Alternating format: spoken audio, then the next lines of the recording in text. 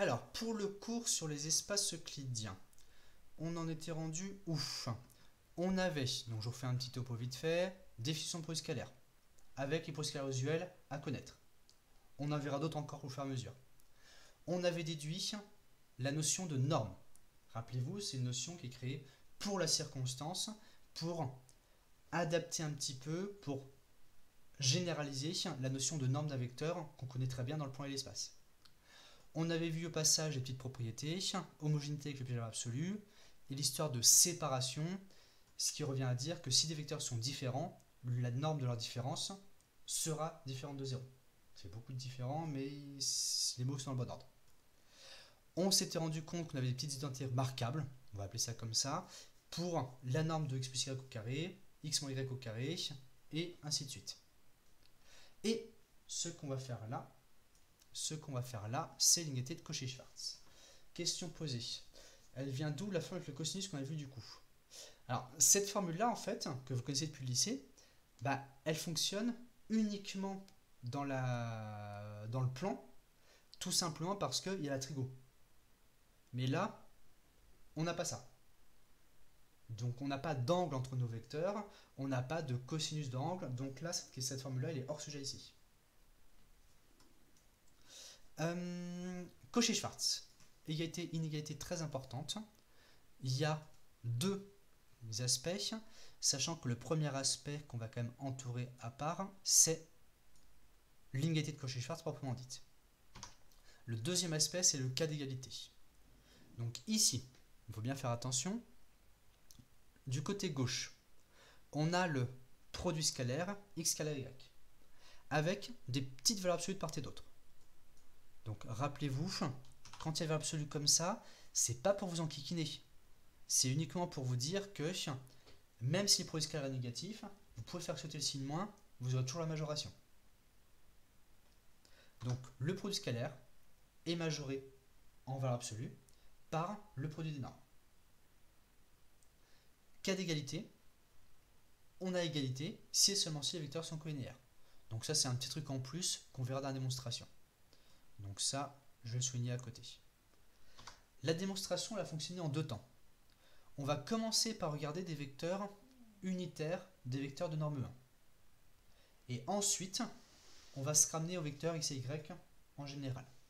Donc on va passer sur le tableau et démonstration 3. Tac.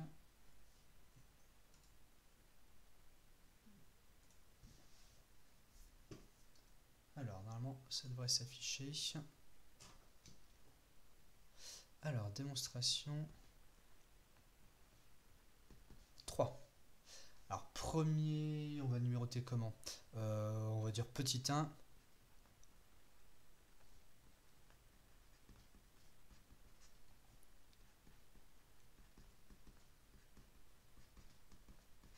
Pour u et v, tel que norme de u égale norme de v égale 1. Donc la petite feinte, c'est de se dire, on va calculer la norme de u moins v au carré. Alors pourquoi? Si vous regardez un tout petit peu ce qu'on a fait au-dessus, donc je le remets un petit peu plus grand finalement, la proposition ici P2, enfin P1, P2, de toute façon les deux sont assez similaires, elle mélange justement la norme de x, la norme de y et le produit scalaire. Conséquence, alors telle qu'elle là, on est un petit peu coincé. Mais si au lieu de x et y quelconque, on a des vecteurs de norme 1, la relation P2, elle va nous permettre de dire que comme du côté gauche, la norme de u moins v au carré est positive, ça veut dire que du côté droit, c'est aussi positif. Et ça va donc nous donner une information. Alors, effectivement, question posée, oui, pour l'instant, ça a l'air d'un cas particulier, enfin, c'est un cas particulier, mais juste après, en étape 2, on va obtenir le cas général à partir de ce cas particulier. Donc, tout ira bien. Donc, c'est la P2 qui va nous servir ici. Je repars sur le tableau. Donc, la petite feinte, c'est de dire, on a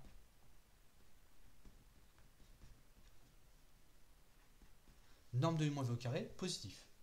c'est une norme au carré, c'est positif, bien sûr, c'est évident. Or, la norme de u-v au carré, c'est égal à identité remarquable, norme de u au carré, plus norme de v au carré, moins 2 fois u scalaire v. Donc pour l'instant, attention, c'est juste moins 2 u scalaire v. Vu que les normes sont égales à 1, on va se retrouver avec 1 plus 1 moins 2 fois u scalaire v.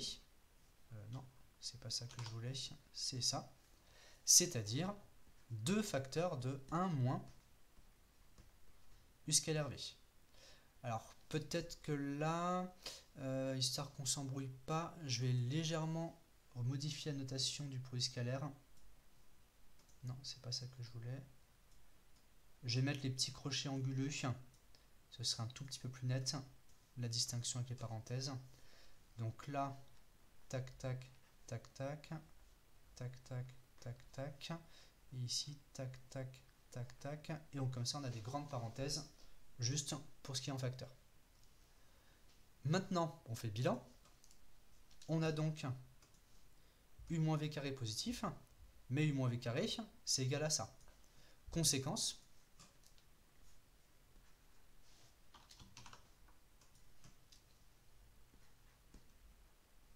d'où 2 fois 1 moins u scalaire v est positif, c'est-à-dire, en passant ce qu'il faut de l'autre côté, u scalaire v plus petit que 1. Et comme par hasard, alors c'est toujours un cas particulier, bien sûr, mais ce 1, c'est bien égal à norme de u fois norme de v. Je vais le repasser au-dessus, ce truc-là.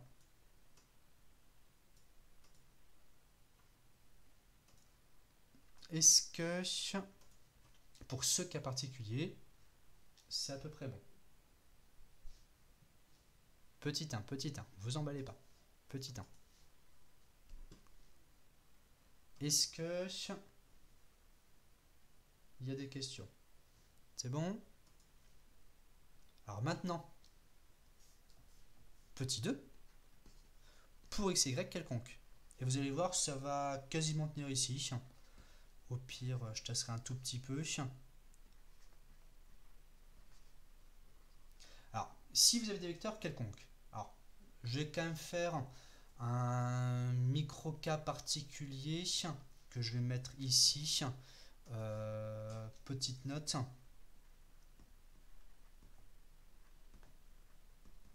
Si jamais x égale 0 ou y égale 0, bah, l'inégalité est évidente.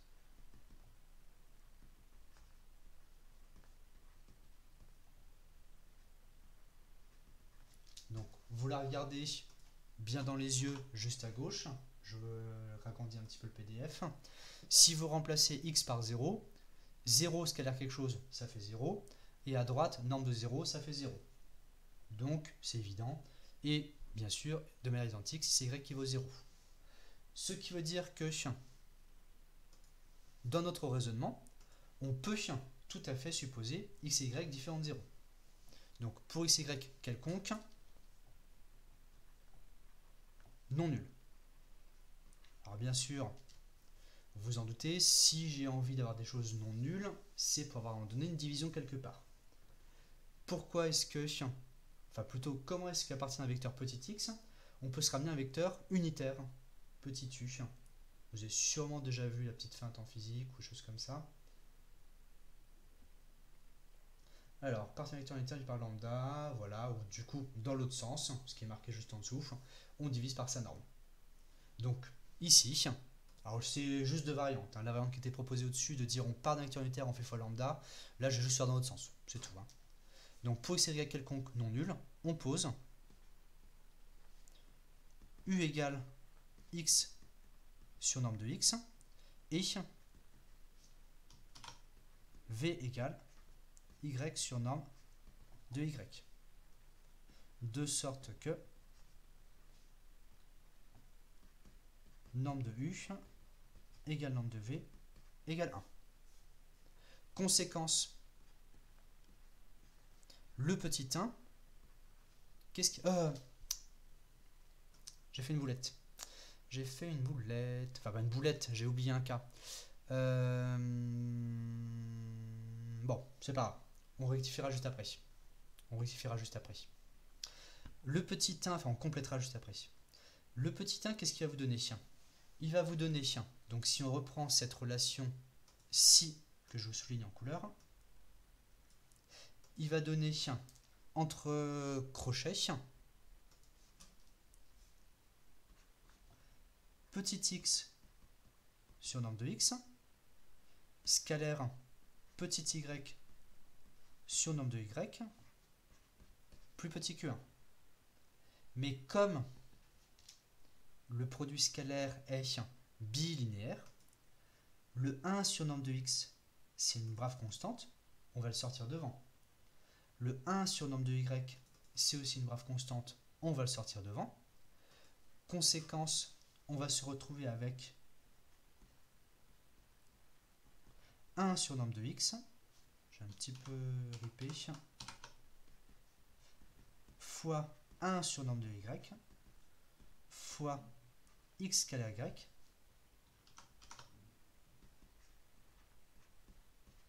plus petit que 1. Et bien sûr, alors du coup je peux un tout petit peu tasser, donc c'est-à-dire ceci, et c'est-à-dire x scalaire y plus petit que norme de x, norme de y. Bon, c'est un peu serré en bas à droite, mais bon, je pense que vous allez voir, je pense que vous pigez le principe. Alors, et donc là, justement, alors, vous allez me dire au passage, qu'est-ce qui manque pour avoir l'énoncé général? Parce que là, du coup, j'ai oublié une étape. Alors, voilà. Alors, attention. Défini positif. Là, la question est très importante. Il faut bien se mettre le truc en tête. La définition de défini positif, c'est pour U, c'est pour x scalaire x. X scalaire x est positif. Mais x scalaire y en général, non, ce n'est pas positif. D'ailleurs, dans les calculs qu'on a fait avant, dans l'exercice qu'on a fait juste avant, vous avez trouvé des produits scalaires égaux à moins 1. Donc, attention. Ici, en revanche, là, j'ai fait uniquement le cas avec x scalaire y. Si on veut récupérer, si on veut avoir valeur absolue de scalaire y, si on veut avoir valeur absolue de scalaire y, ça veut dire qu'il me faut aussi la version avec un petit moins ici devant. Tout simplement, on va pas tout refaire, on va compléter en disant que on fait U plus V au carré positif, qui donne, je ne vais pas faire le détail du calcul, moins U scalaire V plus petit que 1, et donc, après, moins X scalaire Y plus petit que le produit des normes. Donc on va écrire ça en quelques lignes. Alors, j'ai pas trop compris comment on trouve une égalité après le c'est-à-dire. Alors, je peux préciser ça ici.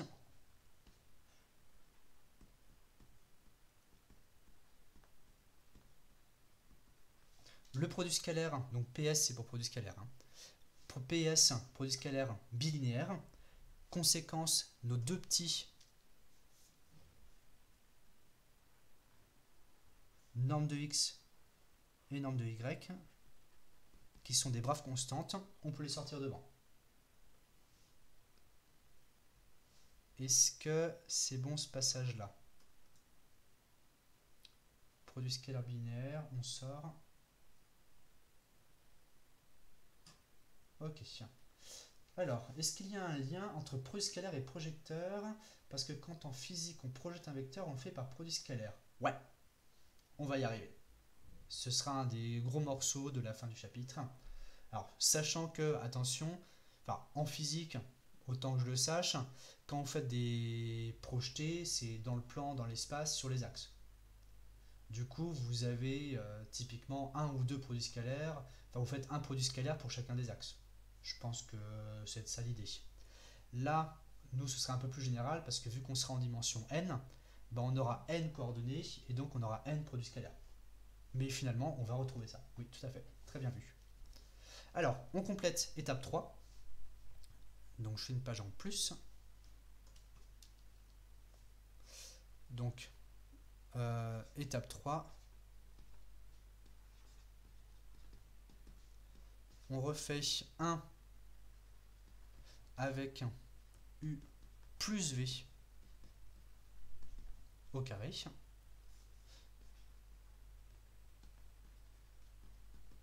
Pour avoir un moins u scalaire v plus petit que 1. Et 2 donne alors moins x scalaire y plus petit que norme de x fois norme de y. Ce qui fait que on a ça. La page précédente, je vais refaire une petite capture vite fait. Tac, tac, tac. C'est où capture? C'est là.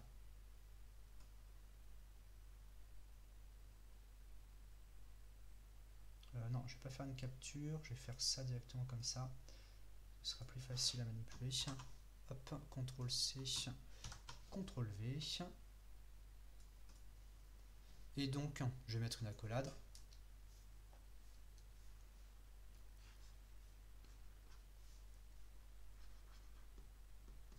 Si on a un terme plus petit que le produit des normes et moins le terme plus petit que le produit des normes, ça veut dire que la valeur absolue, enfin c'est la traduction de valeur absolue plus petit que produit des normes. Donc là ma flèche est peut-être un petit peu moche. Je vais juste mettre ça comme ça et ça ira bien. Est-ce que c'est bon? Alors le 3, donc par rapport à l'énoncé, si vous regardez la page précédente, on a produit scalaire plus petit que le produit des normes. Mais si jamais le produit scalaire est négatif, parce que rappelez-vous, on a bien dit justement, attention, un produit scalaire de vecteur quelconque, ça peut être négatif. Vu que le produit des normes est positif quant à lui, un nombre négatif plus petit qu'un nombre positif, c'est pas l'information du siècle. C'est pour ça que dans l'énoncé, et c'est pour ça qu'on a besoin de compléter la démonstration, nous on a la valeur absolue plus petite que le produit des normes. Or, la traduction de, je peux vous le remettre à côté par en dessous, les rappels de quand vous étiez petit, valeur absolue de A plus petit que B, c'est équivalent à A plus petit que B et moins A plus petit que B. Donc là on a complété, donc j'ai pas fait le détail, je vous dis juste que si vous mettez le 1 avec U plus V, vous allez avoir un moins U scalaire V petit que 1, et en refaisant la manip du 2, vous aurez moins X scalaire Y plus petit que le produit des normes. En complétant avec ce qui était ici, on a gagné, on a le total. Est-ce que c'est à peu près bon cette histoire? Donc ça, c'était pour l'inégalité. Le moins apparaît comment? Alors honnêtement, là typiquement, je vous invite à le faire.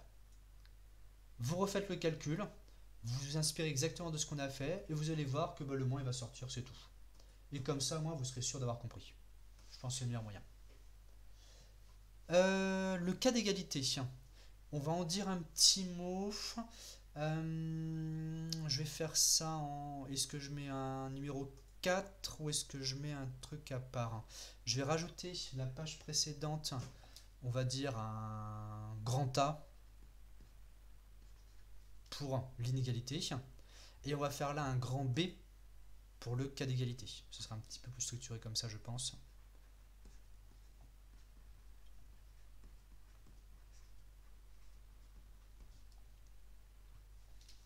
Alors, le cas d'égalité.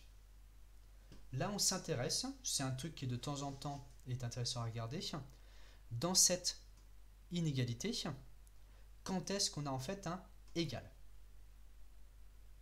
Alors, il y aura bien sûr deux cas de figure. Ou bien, on a égalité si x scalaire y est égal à petit b, enfin est égal au produit des normes, donc c'est a égale b, ou bien moins a égale b, c'est-à-dire moins le produit scalaire égal au produit des normes. Donc on va traduire ça.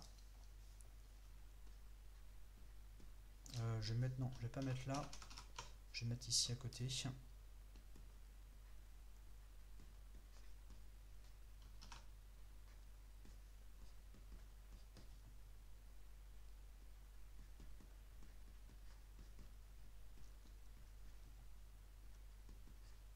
Donc, premier cas, c'est x scalaire y égale au produit de normes. Ou,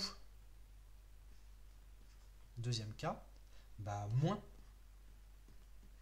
x scalaire y égale norme de x fois norme de y. Donc ça, traduction basique de variable pseudo a égale b. Maintenant, il faut réfléchir un petit peu d'où ça provient. Alors, on va regarder le premier, le x scalaire y égale norme de x norme de y. Si on revient à la page précédente, l'inégalité, elle arrivait ici, tout en bas à droite. Elle provenait de x sur norme de x, scalaire y sur norme de y, plus petit que 1. Autrement dit, une étape qu'on va faire ici, cette égalité, enfin on aura égalité produit scalaire égal au produit norme si x scalaire y sur norme de y est égal à 1. Donc ça, c'est en remontant un petit peu le raisonnement ici. Donc je poursuis dans la foulée. C'est équivalent à... je voudrais juste... Est-ce que je dissocie les deux ou est-ce que... Je vais dissocier les deux, ce sera peut-être plus clair comme ça. Si je fais les deux en parallèle, ce sera le chantier. Or, si je mets en analysant, vous allez bien avancer. Pourtant c'est ça. Hein.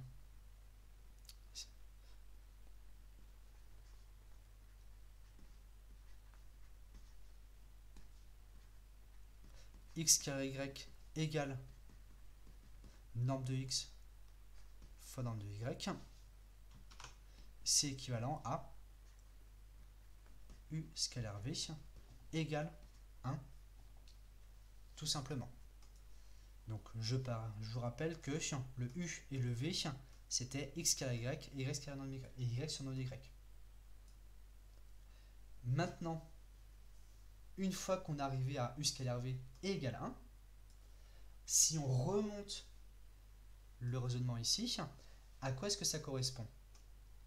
Ici, ça c'est égal à 1, si là c'est égal à 0, et c'est égal à 0 si norme de u moins v au carré est égale à 0.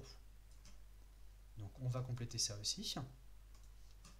Et idem en analysant le 1, u scalaire v égale 1 est équivalent à u moins v au carré égale 0, c'est-à-dire u égale v. Conclusion. Alors est-ce que je peux la placer en bas? On va essayer, comme ça vous aurez tout ensemble. Conclusion. Le produit scalaire de x avec y est égal au produit des normes. C'est équivalent à dire que je remplace u et v par leurs expressions. X sur norme de x est égal à y sur norme de y. Et ceci, étant donné que, il ne faut pas perdre de vue, norme de x et norme de y sont des constantes, ça revient bien à dire que x, c'est un multiple de y avec une constante positive. C'est juste un petit détail ici à prendre en compte. Donc je vous refais le raisonnement un petit coup. Si on remonte, entre guillemets, le petit 2, le produit scalaire est égal au produit des normes si u scalaire v égale 1, avec x sur norme de x, y sur norme de y. Mais si on remonte encore le petit 1, U scalaire V égale 1, c'est équivalent à U moins V carré égale 0, équivalent à U égale V. On mélange les deux. X scalaire Y égale 0 égale produit des normes. C'est donc équivalent à X sur norme de X égale Y sur norme de Y. Ce qui nous ramène à Y égale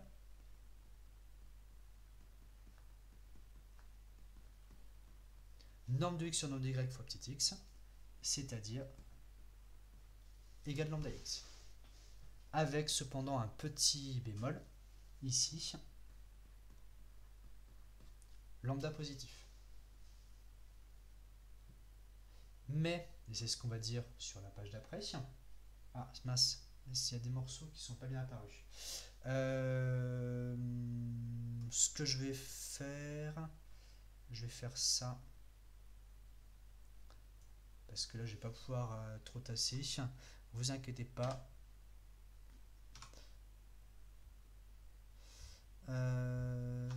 Tac, je rajoute une page, je fais un coller, boum, comme ça vous l'aurez sur la page d'après, ce sera plus pratique. Est-ce qu'il manque des morceaux?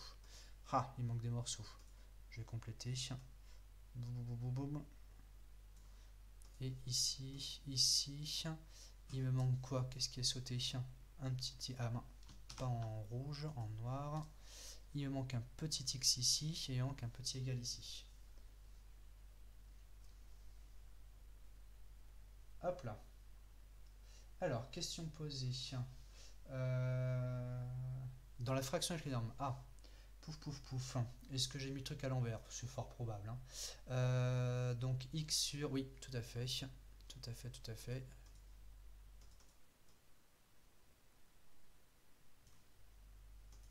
Hop, donc ici, c'est norme de y sur norme de x.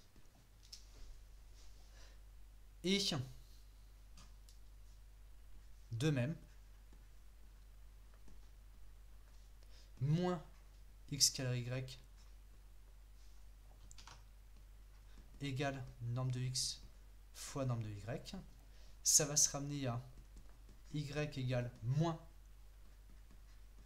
norme de y sur norme de x fois petit x, c'est-à-dire égale moins lambda x, avec cette fois-ci moins lambda, mais moins lambda, c'est négatif.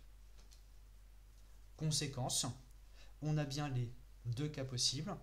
Le premier cas, ça correspond à proportionnel avec un coefficient mince. Non, c'est pas ça que je veux faire. Tac, tac. Tac. Du coup, je suis pas bien placé. Comme ça. Donc, où j'en étais ici. Oui, le premier cas, ça correspond à proportionnel avec un lambda positif. Le deuxième cas, proportionnel avec un moins lambda négatif. Donc, au final,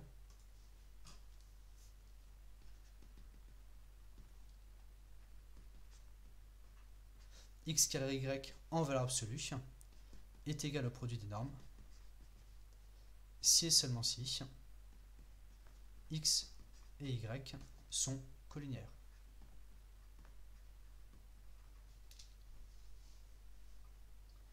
Alors, pourquoi c'est un supérieur ou égal? J'ai pas trop fait attention. De toute manière, en vrai, pour nous, c'est tout strict. Parce que... Alors, je vais le remettre encore, le petit rappel. Donc là, en vrai, je sais pas si ça vous pensiez. Là, ce serait un strict. Tout simplement parce que... Petit rappel...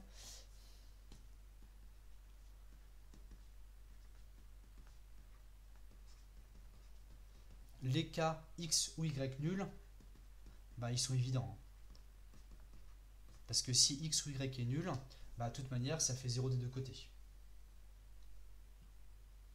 Donc là, effectivement, bon là, je l'ai un tout petit peu de manière plus légère à la fin.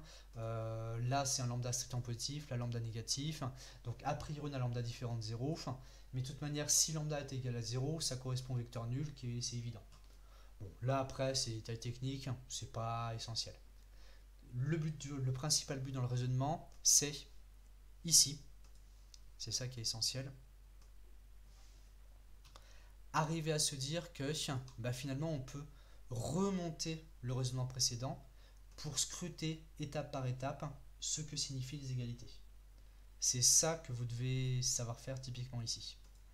Et si on vous pose la question sur le cas d'égalité, c'est ça qui sera attendu un petit peu. Est-ce que... Je remets la page d'après.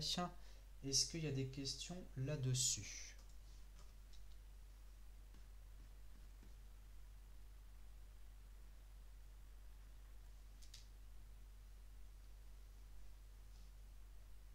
J'attends 5-10 secondes.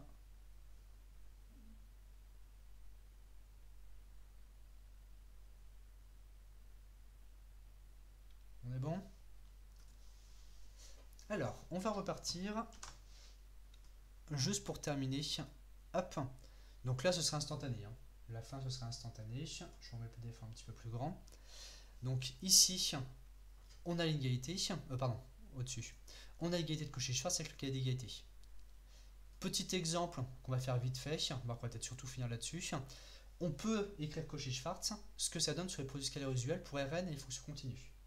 Et vous allez voir que ça donne des formules qui, telles quelles, semblent un peu mystérieuses. Tout simplement parce que, sorties du contexte des espaces euclidiens, on se demande complètement d'où elles peuvent sortir. Et pourtant, elles sont vraies. On l'a prouvé. Et juste après, on va enchaîner sur une égalité triangulaire. Et je suis pas sûr qu'il y aura encore un juste après. Donc, on va regarder. Donc, exemple de Cauchy-Schwarz. Page suivante. Tac. Tac.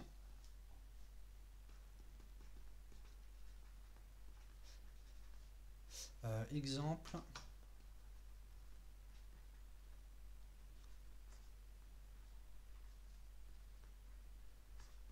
sur Cauchy-Schwarz. Premier exemple. Si on est dans E égale, on va le faire un petit coup, juste histoire de E égale R2. Qu'est-ce qui va se passer? On a grand X égale XY, grand X' égale X' Y'. On a grand X scalaire Y en valeur absolue qui est majoré par norme de X fois norme de Y. Qu'est-ce que ça va donner?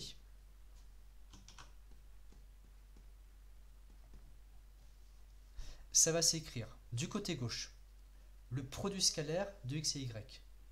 C'est XX' plus YY'. Scalaire X', excusez-moi.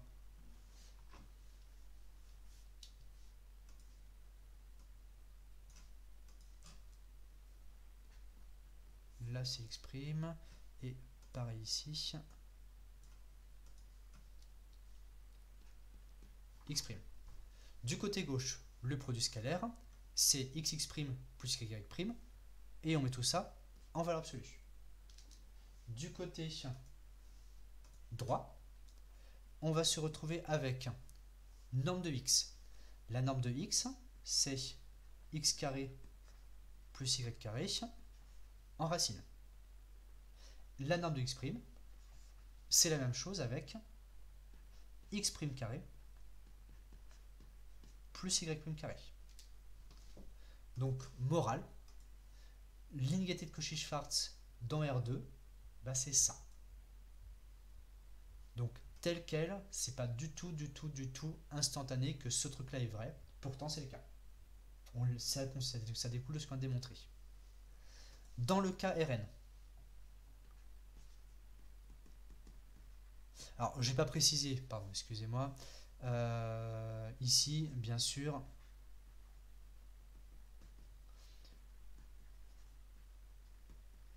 on utilise notre fameux produit scalaire usuel, celui qu'on a vu ensemble. Dans grand E égale Rn, cette fois-ci, on aura grand X égale, alors là on va changer un petit peu de notation pour éviter les primes, on aura un grand X égale X1, 3 petits points, jusqu'à Xn. On aura un grand Y égale Y1, 3 petits points, jusqu'à Yn. idem. Alors là, on va le faire directement. L'inégalité de Cauchy-Schwarz.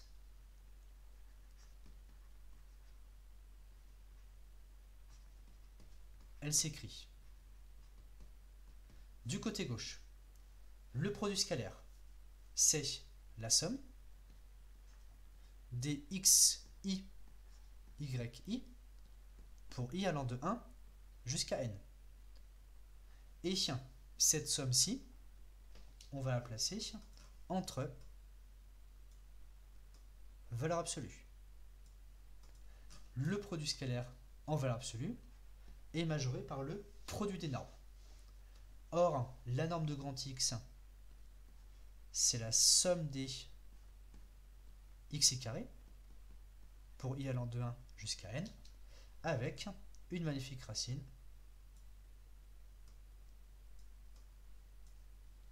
au-dessus. Et idem, la norme de y, c'est la somme des yi au carré pour i allant de 1 jusqu'à n avec une magnifique racine au-dessus. On écrit ça aussi des fois, je vais vous le mettre en dessous, mais c'est pareil. Si on met tout au carré, on va se retrouver avec la somme des xi, yi au carré pour i allant de 1 jusqu'à n, qui est majorée par la somme des xi carré fois la somme des yi au carré. Et tous ces petits i évoluent entre 1 et n. Donc tout ceci, ça, c'est Cauchy-Schwarz. Et donc, c'est tout le temps vrai.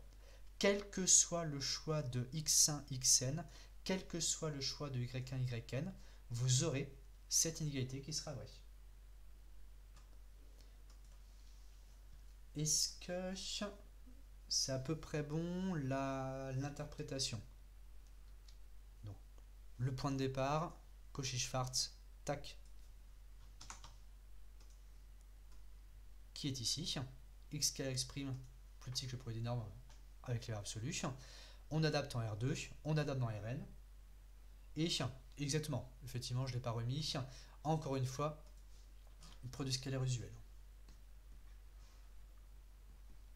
Mais retenez bien, tout produit scalaire aura une version de Cauchy-Schwarz.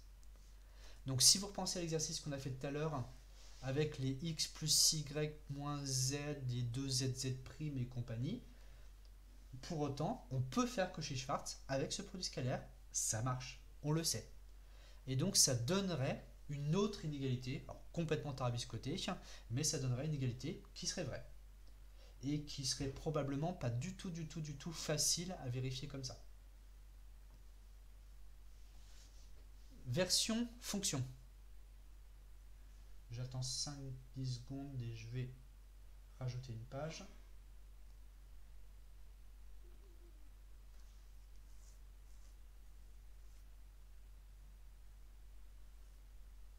Alors, version fonction. Non, c'est pas ça que je veux faire, juste ça, ça suffira. 1, 2, 3.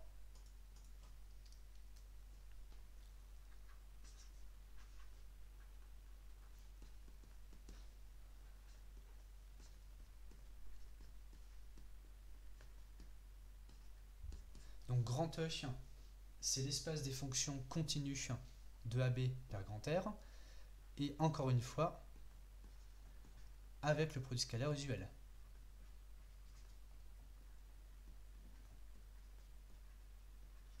C'est-à-dire celui avec l'intégrale. Qu'est-ce que ça va donner?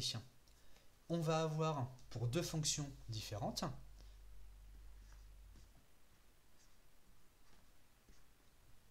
f scalaire g en valeur absolue plus petit que norme de f fois norme de g.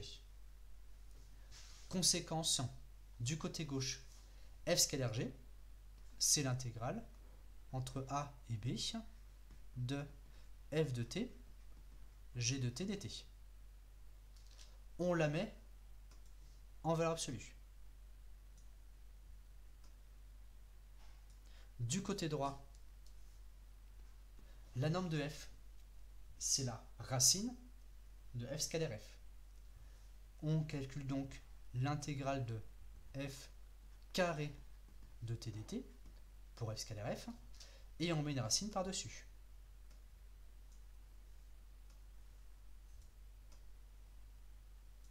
Et idem à côté, pour la norme de g, l'intégrale entre a et b de g carré de t dt avec une racine au-dessus.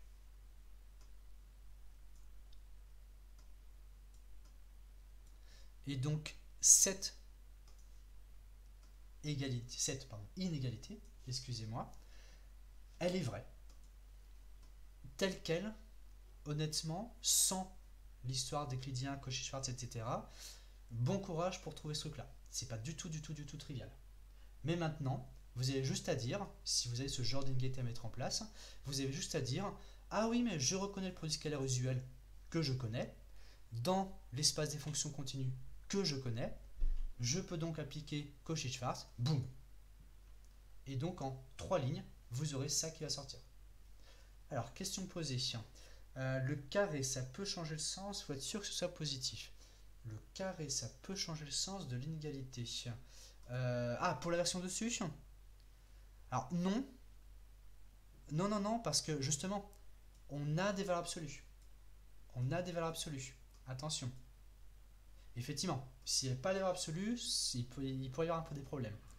Mais, dans un sens, de la première vers la dernière ligne, on met tout au carré. Comme toutes les quantités sont positives, la fonction carré est croissante, il n'y a pas de problème. Dans l'autre sens, on passe à la racine carrée, la fonction racine est croissante, l'inégalité est conservée, et on retrouve bien le fait que la racine du carré, c'est la valeur absolue. Donc non, il n'y a pas histoire d'être bête, c'est une très bonne question, il faut se poser, il faut se méfier dès qu'il y a des histoires comme ça. Il y a déjà plein de situations où on peut se faire avoir. Pour les fonctions, c'est bon. Alors, on peut aussi faire les versions en mettant tout au carré. Et pour Cauchy-Schwarz, pour l'instant, c'est bon. Mais je vais quand même mettre en morale, on va dire.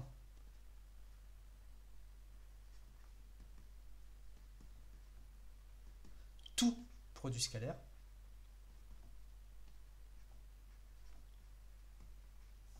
a sa version de Cauchy-Schwarz.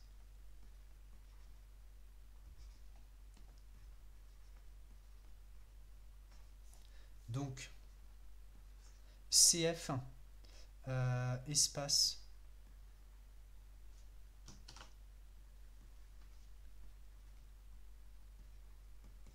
Mn de R des matrices.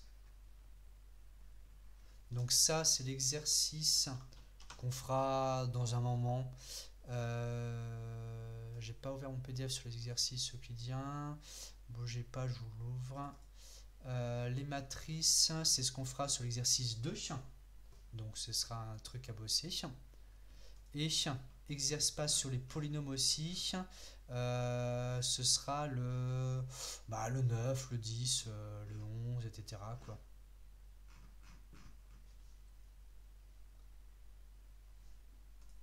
Donc ici, on a dit exercice 2 ou espace de polynôme.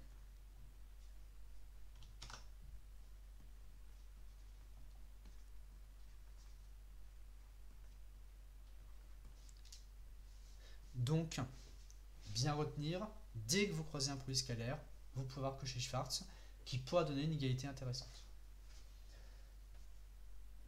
Est-ce qu'il y a des questions là-dessus?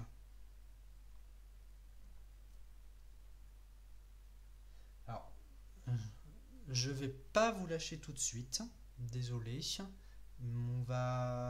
Je voulais qu'on regarde, vous inquiétez pas, c'est très rapide, normalement on sera dans les temps.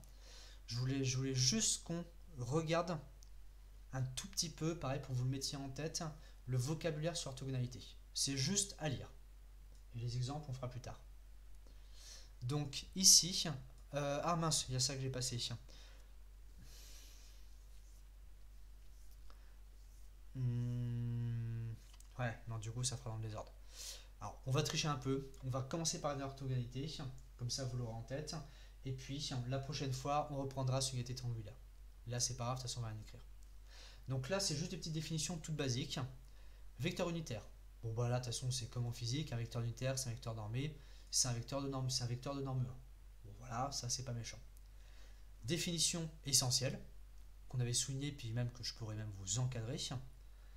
Deux vecteurs sont dits orthogonaux si leur produit scalaire est nul. Donc ça, vous aurez utilisé plein de fois. Plus subtil, et c'est pour ça que je veux que vous commenciez à garder ça dans un coin de votre tête, un vecteur va être orthogonal à un sous-espace vectoriel, donc par exemple à une droite, à un plan, etc., s'il est orthogonal à tous les vecteurs petit v de grand V. Donc ça, ce sera une notion un petit peu subtile, un vecteur orthogonal à un sous-espace entier. Ce qui fait qu'on peut, pour un sous-espace donné, regarder l'ensemble des vecteurs orthogonal à V. Donc ça, ce sera un ensemble, noté V orthogonal, l'ensemble des vecteurs X orthogonaux à V. Donc je vais écrire ça à côté.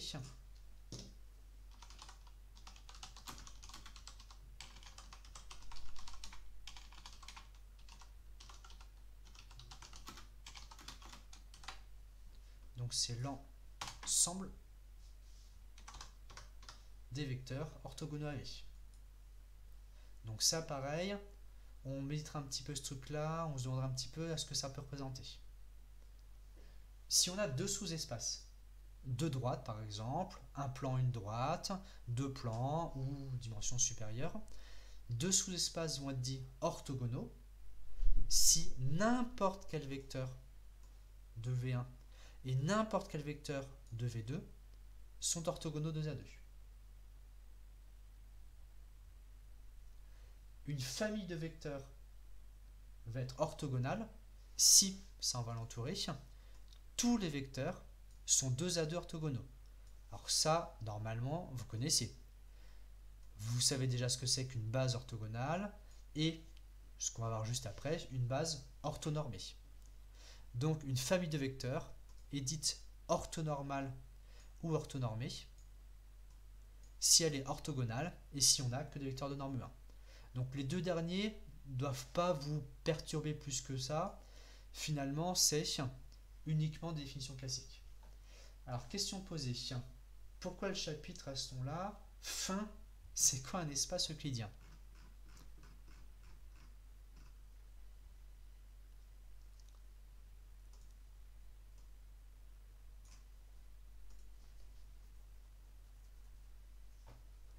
Donc, définition. La deuxième définition. Un espace euclidien, c'est un espace pré-hilbertien, ça veut dire avec un produit scalaire. Donc, on a un truc dessus, quoi, un produit scalaire, qui est de dimension finie. Donc, morale, alors c'est que on n'a pas vu d'exemple parce qu'il n'y a pas grand chose à dire. Dès que vous avez par exemple R2, R3, Rn, produit scalaire, dimension finie, euclidien, espace des fonctions continues, pas dimension finie, donc pas euclidien au sens propre, mais on n'a qu'un produit scalaire, on peut qu'à faire plein de choses. Et dès que vous croiserez les matrices Mn2R, dimension finie, produit scalaire, euclidien, les polynômes, si on prend tous les polynômes, pas dimension finie, donc pas euclidien, mais quand même produit scalaire, on en verra plusieurs, et sur les polynômes de degré plus petit que n, donc R indice n crochet x typiquement, dimension finie, produit scalaire, donc euclidien. Est-ce que, alors je remets une petite définition ici, est-ce qu'il y a des questions de dernière minute sur ces petits trucs là? Alors, on refera des exemples, s'il faut regarder juste après, il y a des petits exemples qui sont prévus, on fera des exemples avec des chiffres un petit peu pour voir un petit peu ce que ça veut dire tout ça. Mais comme ça, vous avez déjà les trucs un petit peu en tête.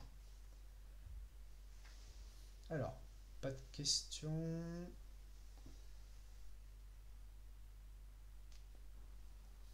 On rejette totalement. C. On rejette totalement C. Je sais pas qui est ce monsieur C, mais c'est dommage de le rejeter.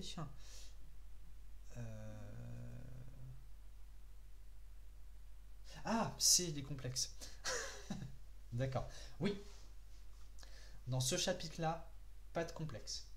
Alors, pour préciser un tout petit peu la question, il y a toute une théorie similaire qui existe avec les complexes, sauf qu'il y a plein de petites barres de conjugaison un petit peu partout, et donc ça fait une autre théorie, alors très similaire sur beaucoup de points, mais qu'on n'aborde pas du tout nous.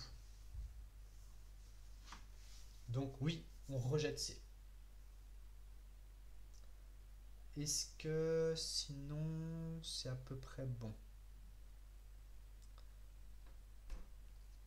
Bon. Alors, bah, je vais vous dire bon appétit, bonne fin de journée, et puis bah, prenez soin de vous, à bientôt.